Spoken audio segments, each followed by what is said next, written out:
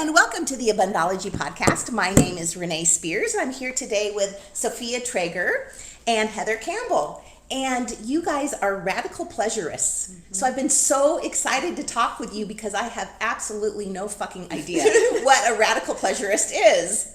So, Heather, do you want to start and give us a definition? Sure. Nobody does. Nobody does. Nobody does. Sophia actually wrote like a really brilliant actual definition that we love to share, and those words aren't going to come to me in this moment. But what Radical Pleasurist means to me is the awareness that there is pleasure available in every moment of every day, like even when shit is really fucking hard. There's still the opportunity for pleasure even in those moments. And it is about becoming aware of that. So you're not waiting until your life is perfect to be happy or have fun. Because really, is your life ever perfect? You know, or is it always perfect? Well, here's the thing I always like to say, like, let's talk about the definition of perfect. Yeah. You know, what's the actual definition we're working with here? Yeah, we get nerdy about words. Yeah, really nerdy. So, it's about being in the moment and recognizing the pleasure that's available in every moment. So what about you, Sophia? What's your take on it?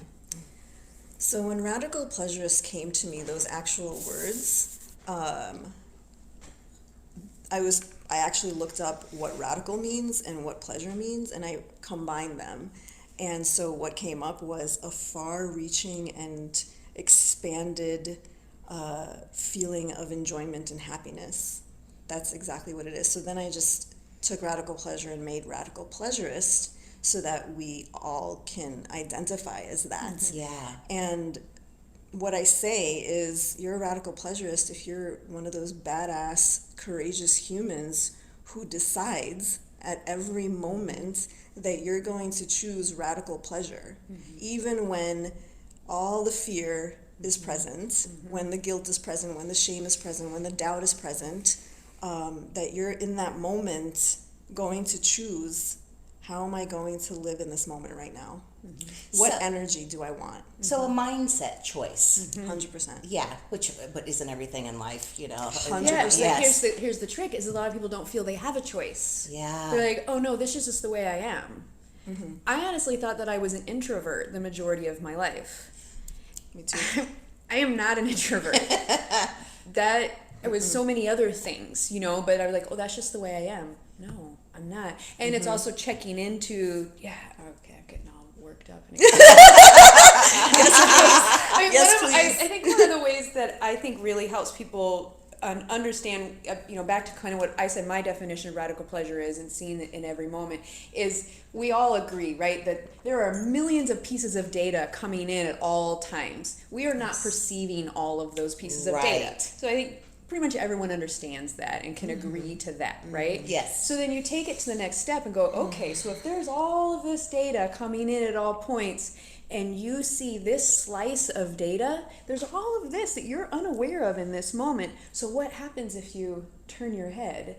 Now I'm aware of this data, and I'm not even seeing this anymore. You know, so we can do that every second of every day. Like, this data right now is, you are pissing me the hell off and I am freaking the fuck out. Or like, okay, there's some shit going on over here, but I can still breathe and I can still check in with myself, and I'm choosing to focus on this instead of that. And on it's this not aspect of the situation. And it's not avoiding it, because what I was about to say is I'm coming back to, like, yeah, this is happening, but I can choose how I respond to it. I'm not going to react in the instant. I'm going to choose how to respond.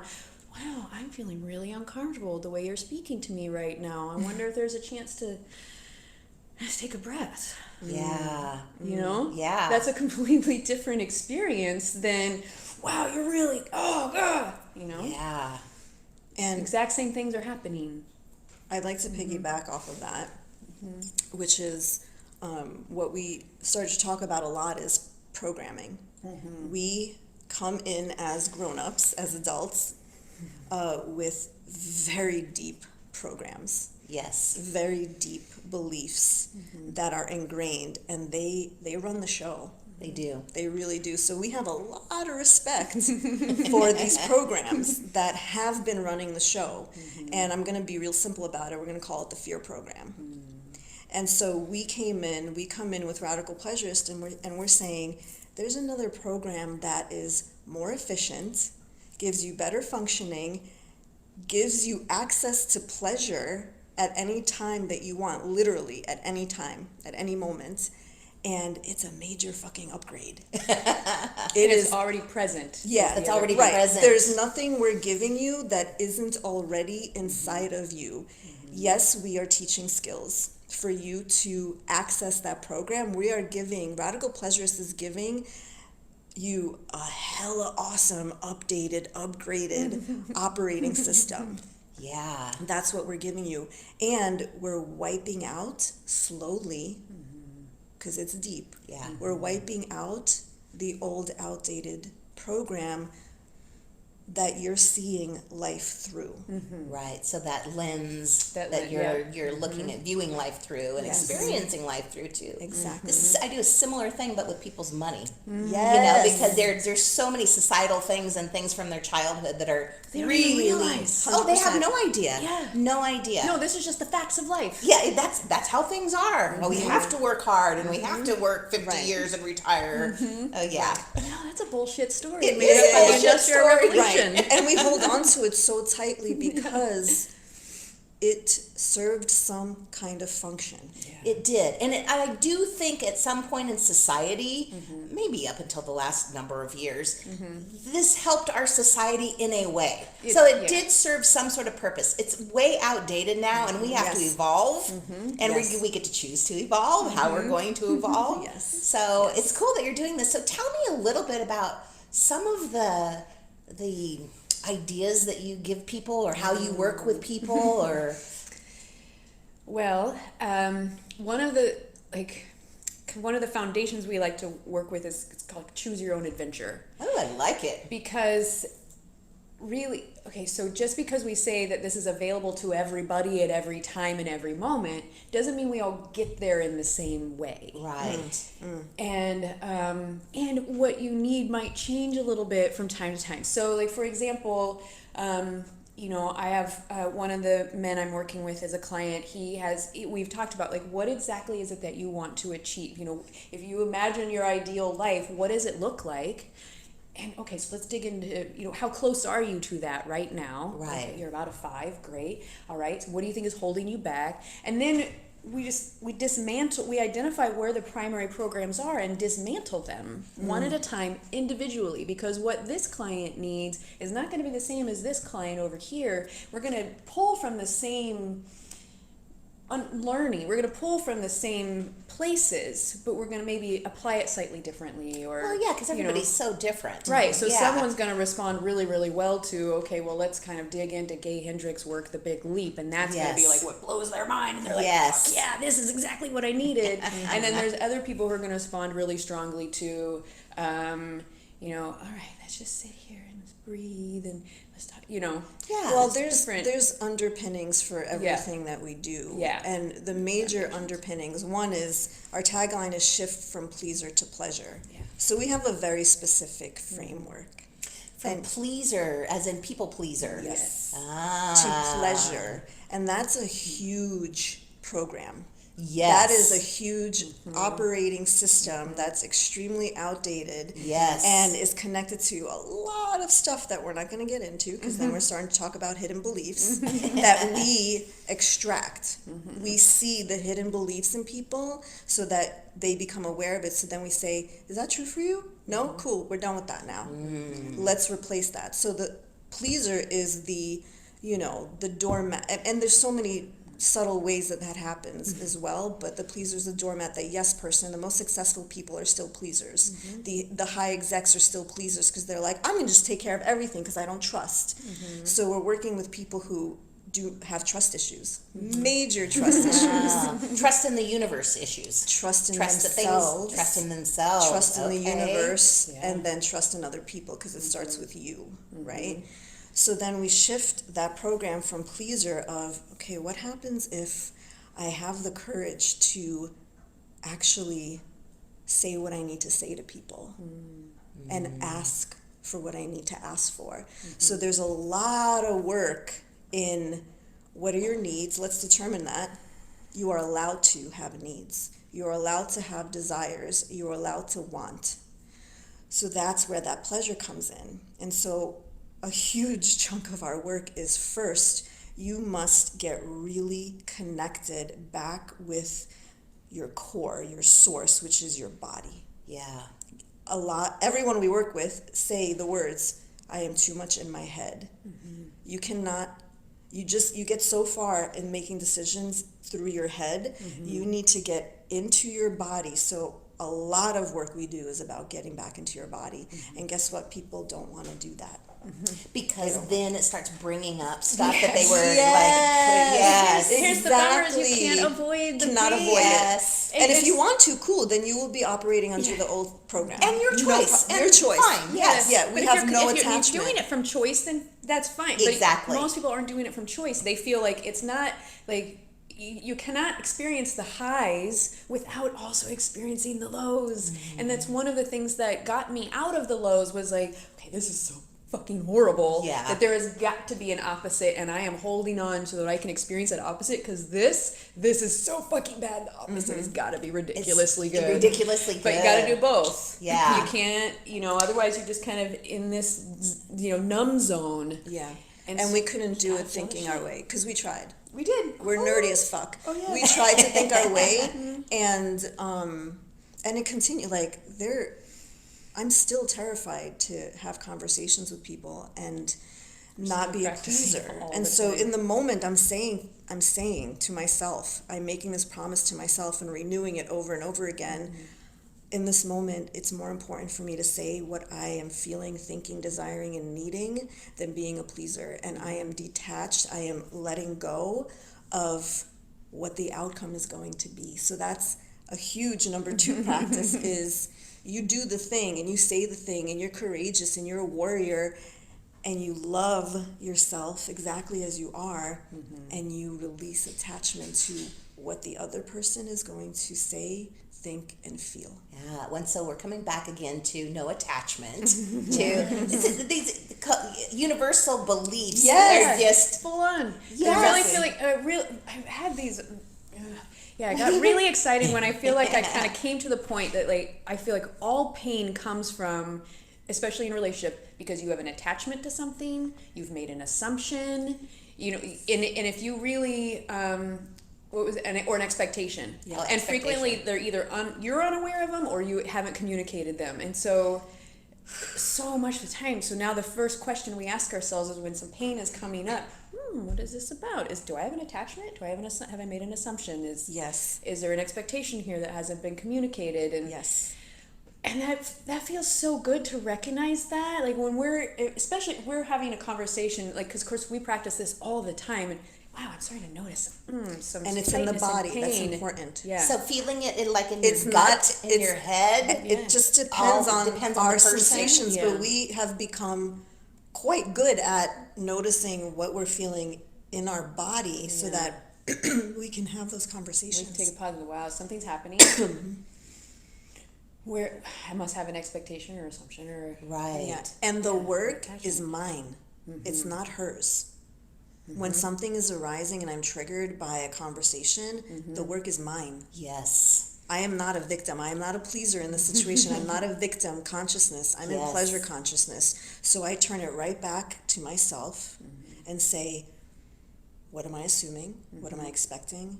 And what am I attached to? So if y'all want to practice, that's it. yeah, that's it. If you want And the it's practice, that's it. That's it. Ask yourself those 3 questions whenever you are triggered, activated, pissed off, frustrated, any negative thing that you feel. What am I assuming? What am I expecting?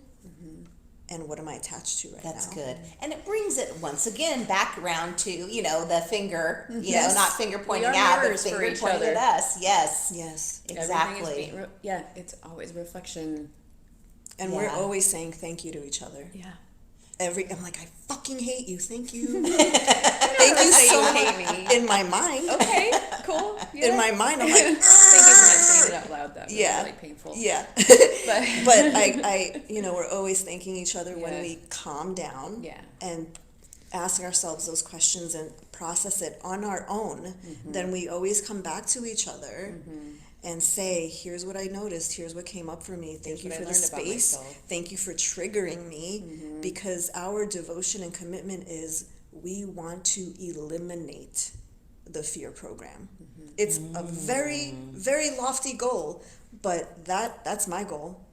I want to end suffering for myself and everyone else. Yeah.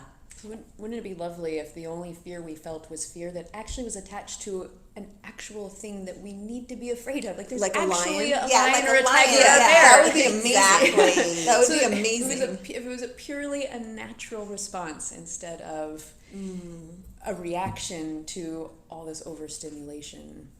Overstimulation, and we're sold so much of this too, with our society of The programming. the programming. But I've for years I talk about how investment companies have spread the fear, like if you don't save, you're going to end up poor and on the streets. And that whole fear-based retirement is fascinating to me. Let's get people to use our product by using fear. Not that we shouldn't be saving money for rainy days when we need it. Clearly, we all know that. Right, but what if and this is another idea that we propagate, is, well, what if we made choices based on pleasure? What feels good? What if we said, I'm going to invest because it's fun? Yes. Because it's a fun thing to do, and I bet you were fun when you were working with people in that field. Like, what if we do this and it's a game? And it's fun, not because holy fuck you're gonna be poor, but what if it's just that was a perfect example of gamifying. That was a game changer for us. That's interesting because you mentioned gamifying when we were chatting before. So what is that? And just making everything fun, turning it into a game?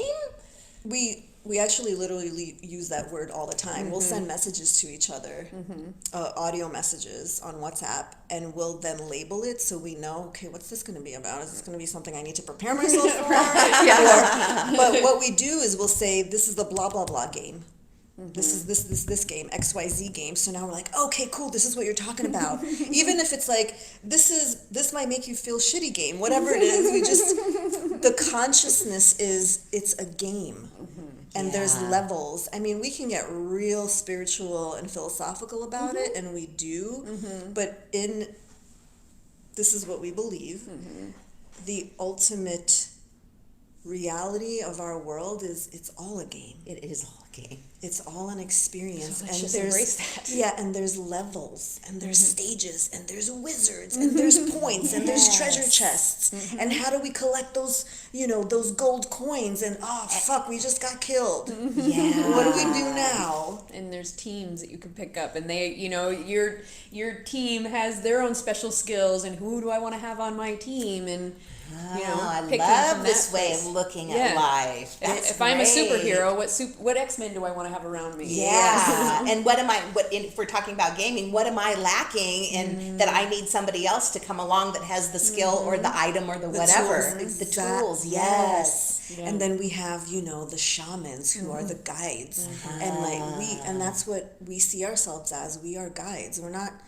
We're helping you remember. And we're giving you skills that nobody taught you. 100%. 100%. That we all should have learned when we were 4. Yeah. Right.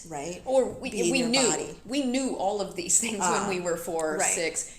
Before the program. Before the programs really Right. set in. You hang out with a toddler, they are a radical pleasurist. Yeah, 100%. They are not pleasers. They're in their body. Yeah, they're fully in their body. They feel their feelings fully. Unfiltered. Yeah. Say whatever the hell's on their mind. Yeah. It's true. Thank you. You're right.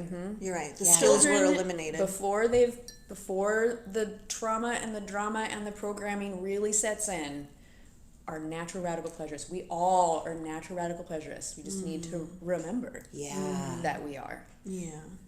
I love this. I love the gamify thing. That's what a Think fabulous about making idea. us like childlike again too. Yes. Why do we Yeah. stuff down our child cells? Let's come back out. Let's play. Exactly. And everything can be fun. Everything. can be fun. Everything. Everything. Cleaning Yes. a freaking toilet can be fun. Getting into a car accident. Not kidding. Well, I actually have a story about that. I have a client, and Tell she us. really wanted a brand new car, and she could not Yes. afford. It was just not in her budget that she saw. And she's like, I'm manifesting a brand. Well, the way she did, it was a fender bender. Nobody was hurt. Yeah. But she got in a car wreck, and then lo and behold, her car was totaled, and here she gets this brand new car. So if we're talking about that, A perfect story. yeah. I had Yes. a couple of years ago, I was $700 short for rent one month. Yeah. Somebody backed into my car, can't even tell the damage. A week later, I had a check in the mail for $750. Don't you just love how things work out? My car's name is Badass, the Magical Manifestation Machine. I love it. Thank you, Badass. I'm sorry that you got a small wound, but thank you for Yeah. helping me out in that Yeah, way. it's- And it it's- was totally fun. Like, I love it. how does this benefit me? Oh, where's the gratitude It's in this magical. moment? What For we a create. long time, I did not like housekeeping. I had a housekeeper for 20 years, and it just, I had other things to do, and I didn't like it. But then I shifted to the smaller lifestyle, and it seems absolutely ridiculous to have somebody come in and clean this small space. So I was doing Weight Watchers, and you get extra points so you can eat more food if you clean the house. Nice. It shifted my whole mindset. Like, Well I'm done. cleaning the house every goddamn day. I get these extra points, and I can eat, an extra whatever. Oh my Yeah. goodness. I know. Isn't it fascinating how Yes. something so simple, which sounds like what you guys do for work, is shifting these beliefs? Yes. Yep. It's really, really simple and really, really hard. Yeah, good point. Yeah, especially it's hard to do by yourself. That's really, I think, the qualifier. It's really hard to do by yourself. Like, I knew that from massive amounts of experience that I could teach myself anything, and I could eventually get to this space on my own if I had to. But I'm like, fuck it, I don't want to do it alone anymore. I want a guide. I want somebody who's been there before and can help me do it quicker. Right. And then I've had, once I started working with Sophia, I was a client first. Once I Oh. started working with Sophia, my life changed so freaking fast and so drastically that it's like there's no other way to go. But clearly, this is when it really changed. Is when I started learning these practices with Sophia. It's so obvious. Yeah. And it was because I'm like, clearly I've created this life and it is an absolute fucking shit show dumpster fire. I cannot continue in this way. It is irresponsible for me to continue my life in this way. I need to learn or remember or whatever it is that I didn't learn up until this point of my 45 years. Yeah. And within the first week of starting to work with Sophia, I had measurable shifts in my interactions, mostly with men, because that was part of the issue I was having at the time, was my interactions with men, and then how quickly my life changed. And it was just around becoming aware. Well, and you mentioned responsibility, because right now we're coming to a place in our evolution with our country and our world We need to take where all responsibility of for us ourselves. need to take responsibility now. And I think part of the problem with that is responsibility has had this meaning, like responsibility, like feels so heavy and like work you have to do. But shifting it to taking if I know I get to take responsibility and have a better life and be happier, it just shifts the whole dynamic. All Yeah, possibilities are yes. possible. It's what words do you need to use that is going to gamify this? I like saying we're creators. We create everything. And how cool is that? I get to create whatever the hell I want. I get to create all my relationships. I get to create the experiences I have. Every day I wake up and I ask, what magic am I going to experience today? Yeah, or what Because magic I I'm gonna create expect today. it. Exactly. Because I expect magic. I agree. That is how life works, and it's fun then when it shows up. Like one of my favorite things is Right, 'cause finding then money. you get to own it. I love to find money, So when I take the dog out for a walk, I'll be like, well, I guess how much am I going to find today? And when it shows up, it's like, oh my Yes. goodness. It's But then on about the flip side, because questions. everybody wants to find money, right? Yeah, That's yeah. exciting. On the flip side is when something really shitty happens. I've gotten real quick now. My question is, what can can I find to be grateful for with this? Nice. Because when it's shitty is when you got to remember, like, how do I turn this around? What's the and magic in this? What's the magic in this? Or what can I be grateful for? And the first time when I realized, okay, I'm getting really fucking good at this, is when my daughter had a serious head injury, and it took me a little while, but there was a day when I finally went, what can I be grateful for? What are we learning from this? What are we getting out of this experience? And as soon as I came to that and I understood that better, the whole thing shifted. Yes. So we're creating magic every moment just by asking those questions. By asking and being aware. And having the expectation that this is good. Yeah. It's all good. Life is for me. Yes. So good. Well, can we end with just a couple maybe simple practices that people that are listening could do, that just to shift them a little bit? You had mentioned maybe something about leaves or... Yeah, I have a couple of ideas. One came up in a conversation with a client yesterday where he was like, wait a minute, I can do that? I'm like, yes, you can do that. And so basically, he had just shared something that was kind of activating for him. He had just shared some of his fears. Yeah. And instead of continuing to talk, I just said, hey, can we take a moment and let's just breathe. Let's breathe 3 times deeply. And so we straight up just full on did that. And then I think all of a sudden he went, wait a minute. You mean I could do that anytime, couldn't I? I'm like, yeah. You're in a meeting or you're walking down the hall and somebody stops you and says, hey, blah, blah, blah, blah, blah. And you're like, if you just said, can you give me a moment? I'm going to take a couple deep breaths. That'll blow their fucking mind. And they'll just stop and they'll just look at you and go, I don't know what's happening right now, but I guess I'm going to let them breathe. Yeah. And then when you come back out of those breaths and you look them in the eye and you continue the conversation, they are going to love the new you that just showed up so much that they are never going to argue with you if you ever say, hey, just give me a moment. Yeah. And then what modeling are you doing? Do you think maybe there's a chance that person, the next time something like that happens, that maybe they'll stop for a second and go, I wonder if I could take a breath right now? Yes. So what you're speaking about, and this is such a powerful practice, and it's simple and it's hard, is we're constantly giving permission, and we give all of you, our friends, permission to stop and pause and breathe. There's really... That's it. That is the foundation, and that is so hard for people. And so we're giving you permission, and give yourself permission. It's on the menu. Stop and pause and breathe and say to people, I need space. I need to do this right now. And that is one huge step, one big leap out of being a pleaser. That's a good one. For many years, it's been a couple decades now, but for many years, I had difficulty saying no to things. And so I had to come up with this strategy where I would say, I'm not sure, let me check my calendar, which would then give me that break to be, because I said I would never say yes or no in the moment, unless the yes was overwhelming, But clear, like, yeah, I'm doing this. Fuck yeah. That's when you know it's time.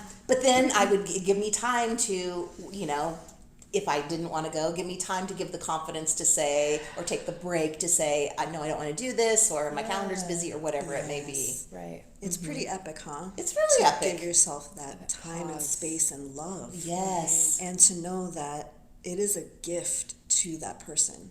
Yes, because nobody wants you to come along and do something that you don't want to do. 100%. Your friends and even people in business, if you don't want to be there, they don't want you there. Don't we all just want some honesty? Yes, and you're also giving them the gift of them looking at themselves and seeing what's possible for them, like Heather said, like maybe next time they'll have the courage of like, oh yeah, they'll at least know that it's on the menu. That's a possibility. I can do that. If you don't even know it's a possibility. That's what we do for each other, because the ultimate for us is connection. We're here doing this so that we feel deeply connected in the world and intimate. Intimacy is one of our pillars. It's all about connection. We want to be in relationship with each other.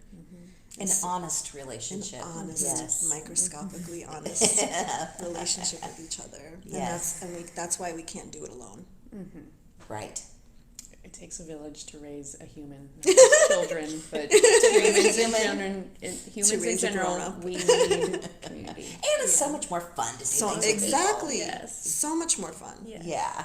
Yes. So, well, thank you guys before I don't want to end it because I want to hear the leaves thing, the fall leaves thing. Yeah. Okay, so I started with the breathing because I feel like that actually is that's an important piece of this. Until you've taken some breaths, you're not going to be able to become aware of what's around you. So, I went through a period of extreme illness, and walking my dog around the block sometimes would be such a painful experience that I needed some way to take myself out of that experience, even momentarily, just so that I could complete this block of a walk, right? And so I would go, what can I focus on instead? Yeah. And so I just started really tuning into the plants that I was walking by on our walk. And it happened, to be fall.